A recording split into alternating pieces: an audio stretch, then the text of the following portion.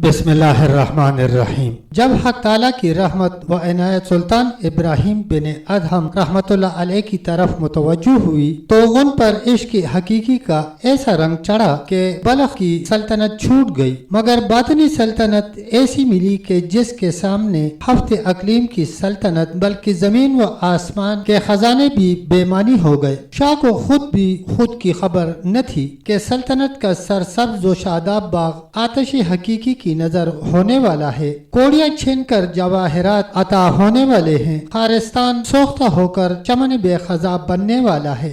जब किसी के अच्छे दिन आते हैं तो इसी तरह होता है। हजरत इब्राहिम बिन अदहम रहमतुल्लाह अलैह रात को बालाखाना पर सो रहे थे कि अचानक कदमों की आहट महसूस हुई। घबराए कि रात के वक़्त शाही बालाखाना पर कौन लोग ऐसी जुरात कर सकते हैं। दरियावत फरमाया, ए वारिदीन कराम, आप कौन लोग हैं? ये फरिश्ते थे जो हक ताला की तरफ से गफलत ज़दा दिल पर चोट लगाने आए थे। फरिश्तों ने जवाब दिया, हम यहाँ अपना ऊँट तलाश कर रहे हैं। बादशाह ने कहा, हैरत है कि शाही बालाखाना पर ऊँट तलाश किया जा रहा है। उन हजरात ने जवाब दिया कि हमें इससे ज्यादा हैरत आप पर है कि इस नाज परवरी और ऐश में खुदा को तलाश किया जा रहा है। उन्होंने बादशाह से कहा कि तू शाही तख्त पर हक ताला की मुलाकात को क्यों तलाश कर रहा है। ये कहकर वो रजाल अलगैब तो गायब हो गए, लेकिन बादशाह के दिल पर ऐसी चोट लगी कि मुल्क व सल्तनत से दिल भर गया। इश्क हकीकी जब गालिब हुआ तो हजरत इब्राहिम बिन अदहम रहमतुल्लाह अलैह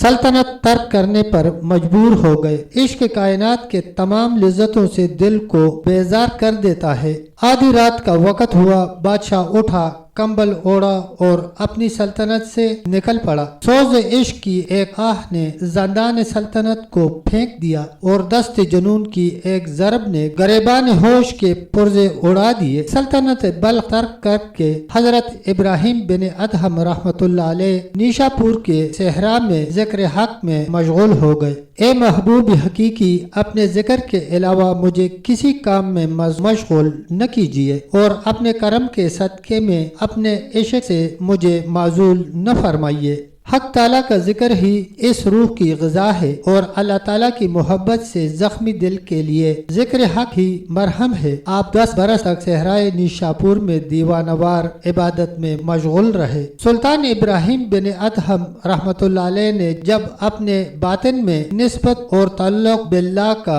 बद्र कामिल रोशन देख लिया तो तमाम ख्वाहिशात नफसानिया और ज़ाहिरी आराइशों से मुस्तग़नी हो गए। कहाँ ताज व तख्त शाही और कहाँ अब दरिया के किनारे बैठे हुए गदड़ी सी रहे हैं। सुल्तान बल्ख का वजीर उस तरफ से गुजर रहा था और उसने बादशाह को इस हाल में देखकर उसको रबातने दिल में सोचा, ये क्या हमाकत है। हफ्ते अकलीम की सल्तनत तर्क करके मिस्ल गदागरों के गदड़ी सी रहे हैं। हजरत इब्राहिम बिन अदहम रहमतुल्लाह अलैह को मालूम हो गया कि ये क्या सोच रहा है। आपने फौरन अपनी सुई दरिया में फेंक दी और आवाज बुलंद दुआ फरमाई कि ए अल्लाह ताला, मेरी सुई मुझे वापस अता फरमाई जाए। दरिया से फौरन हजारों मछलियों ने अपने लबों में एक एक सोने की सुई लेकर पानी से मुंह बाहर निकाला। जब उस अमीर ने ये करामत देखी तो अपने फासिद ख्यालात पर और अपनी बेखबरी पर सख्त नादिम हुआ। शर्मिंदगी और नदामत से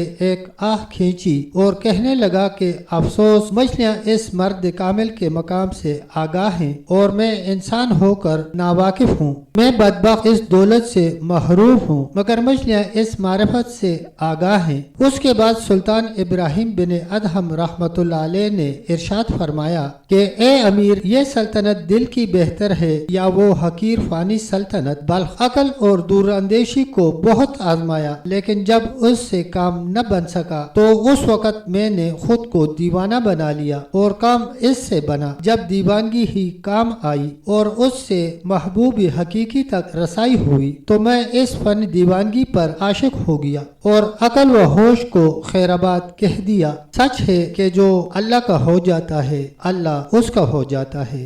तब तक दोस्तों इतना ही, मिलते हैं इंशाल्लाह अगली वीडियो के साथ। तब तक के लिए अल्लाह हाफिज, अल्लाह निगहबान।